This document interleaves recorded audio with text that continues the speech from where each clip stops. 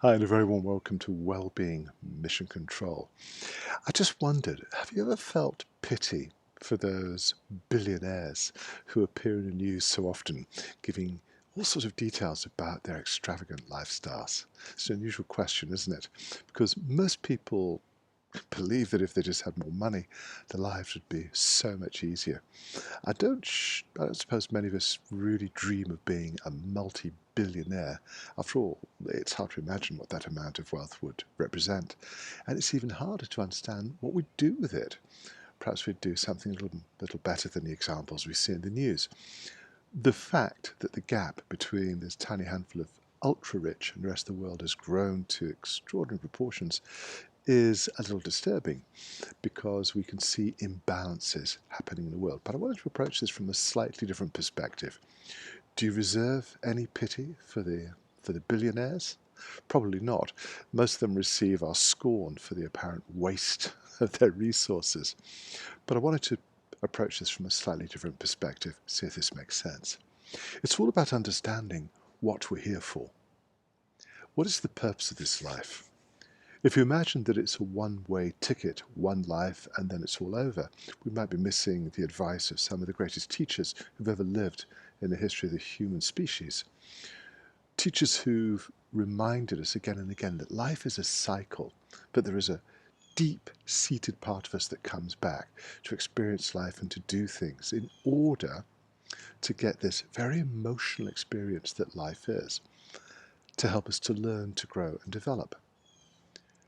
When we meditate, when we take a moment to step back from the conditioned behaviors, from the distractions that we're surrounded by all the time, we discover an ocean of inner peace that I know that most people are largely unaware of because we are drawn by the glittering images on our phones and on our computer screens. But the fact is that these moments of introspection help us to gain an understanding that perhaps there is something more interesting, there is something permanent about us that transcends the temporary identity that we are so deeply attached to. If you are constantly distracted, if you're trying to find something deeply satisfying in life, you're not going to find it outside yourself. All the great teachers have reminded us of this very simple fact. The only lasting, enduring satisfaction is this state of inner realization. And if you're in this world and you are surrounded by an unimaginable amount of wealth and distraction, I will argue that those people are absolutely not happy. It's interesting, isn't it? Now, I have to make a confession.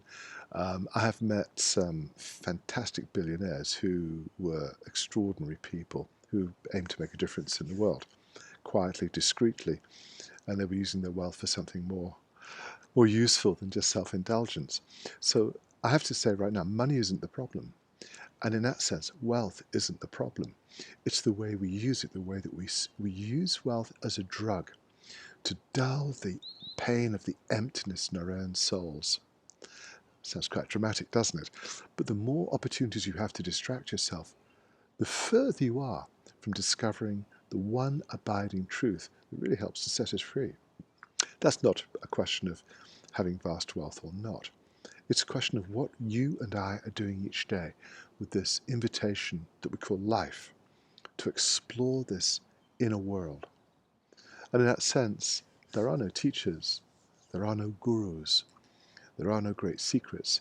There's only this moment of reflection that allows us to step beyond the glittering distractions of this world and discover what was always within us, the truth, the light, the power of our own hearts that really connects us to everyone and everything else.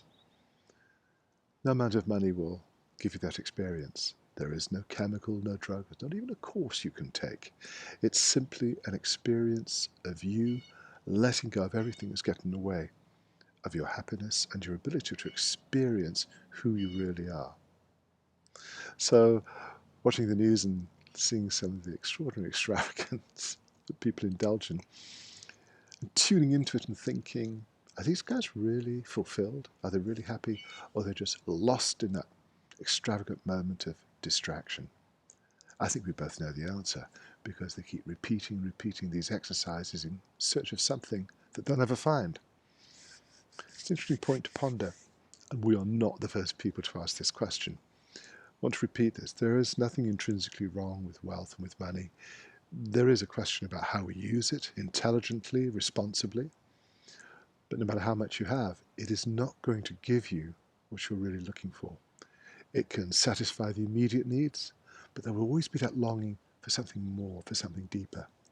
And that's perhaps one of the reasons we keep coming back, in order to discover the power of that deep experience which sets us free. I'd love to know what you think. I was having a chat with some friends about this a couple of days ago.